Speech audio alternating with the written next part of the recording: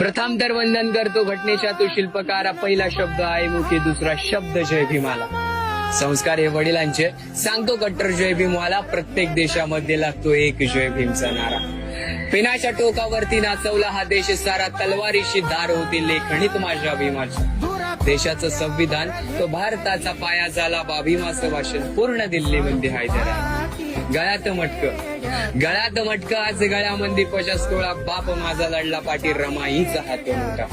दुःख तो झेलणारा, काळाला तो छेदणारा, असा होता धुरंधर तो एकनिष्ठ बाप माझा.